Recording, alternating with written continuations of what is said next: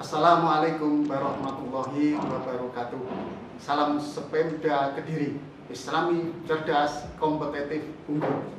Anak-anakku sekalian, pertemuan pada pagi hari ini kita akan memberi judul pada kedudukan dan fungsi Pancasila. Anak-anakku sekalian, Pancasila itu sudah ada sejak manusia Indonesia itu ada. Nah, pagi hari ini nanti saya akan menguraikan kedudukan dan fungsi Pancasila.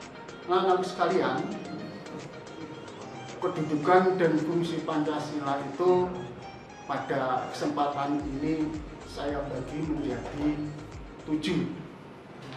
Di antaranya yang nomor 1, Pancasila sebagai jiwa bangsa Indonesia. Yang nomor 2, Pancasila sebagai kepribadian bangsa Indonesia. Yang nomor 3, Pancasila sebagai sumber dari segala sumber hukum. Adapun kedudukan dan fungsi Pancasila berikutnya anak-anakku, yang nomor 4, Pancasila sebagai perjanjian luhur bangsa Indonesia. Nomor 5, Pancasila sebagai cita-cita dan tujuan bangsa Indonesia. Adapun nomor 6, Pancasila sebagai satu-satunya azas dalam kehidupan berbangsa dan bernegara. Yang nomor 7 atau yang terakhir, Pancasila sebagai moral pembangunan nasional. Pada kesempatan pagi hari ini anak-anakku, saya akan menguraikan semua di antara 7 itu, mulai dari nomor pertama yaitu Pancasila sebagai jiwa bangsa Indonesia. Mengapa dikatakan Pancasila sebagai jiwa bangsa Indonesia? Karena Pancasila ada sejak manusia Indonesia itu ada, sehingga sampai sekarang tidak bisa siapapun mengganti Pancasila, karena Pancasila sudah menjadi satu dari jiwa bangsa Indonesia. Yang nomor 2, anak-anakku, Pancasila sebagai kepribadian bangsa Indonesia. Apa maksudnya? Pancasila adalah menjadi ciri khas bangsa Indonesia. Itulah yang membedakan antara bangsa Indonesia dengan bangsa lain. Apa perbedaannya? Pada ciri khasnya. Apa ciri khasnya? Yaitu kepribadian Pancasila. Nomor 3, anak-anakku, Pancasila sebagai sumber dari segala sumber hukum Indonesia. Dari semua hukum yang ada di Indonesia harus bersumberkan Pancasila. Harus bersumberkan Pancasila. Kalau sudah di luar Pancasila, maka hukum tersebut akan menjadi gagal atau tidak boleh berjalan di Indonesia. Itu anak-anakku dari ketiga tersebut. Lalu kita menginjak keempat dari kedudukan dan fungsi Pancasila. Yang nomor 4, Pancasila sebagai perjanjian luhur bangsa Indonesia. Apa maksud perjanjian luhur itu? Karena Pancasila itu yang menyepakati ada leluhur bangsa Indonesia. Siapa leluhur bangsa Indonesia? PPKI.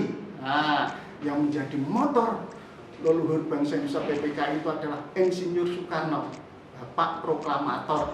Tanggal berapa disahkan oleh leluhur bangsa Indonesia? Pancasila itu disahkan pada tanggal 18 Agustus 1945. Yang nomor 5, anak-anakku, Pancasila sebagai cita-cita dan tujuan bangsa Indonesia. Maksudnya apa? Dalam Pancasila terkandung cita-cita bangsa Indonesia, yaitu menciptakan masyarakat adil dan makmur. Jadi tujuan di dalam Pancasila itu masyarakat itu biar adil dan makmur. Yang nomor 6, anak-anakku, Pancasila sebagai satu-satunya azas dalam kehidupan berbangsa dan bernegara. Maksudnya hanya Pancasila sajalah yang dipakai menjadi azas kehidupan berbangsa dan bernegara di Negara Kesatuan Republik Indonesia. Yang nomor 7, anak-anakku, atau kedudukan dan fungsi Pancasila sebagai pamungkasnya, yaitu Pancasila sebagai moral pembangunan nasional. Maksudnya apa? Bahwa Pancasila itu adalah ukuran atau barometer dari semua pembangunan yang ada di Indonesia. Itu ukurannya adalah Pancasila. Itu anak-anakku sebagian dari materi yang harus saya sampaikan. Nanti kita bertemu lagi pada materi PKN pada minggu-minggu yang akan datang. Sekian dulu anak-anakku, dan jangan lupa kita tetap pakai protokol kesehatan ya, karena masih dalam situasi pandemi. Sekian dulu anak-anakku, semoga anak-anakku semua sehat dan cerdas. Nasrun minallah wa fathun qarib. Wassalamualaikum warahmatullahi wabarakatuh.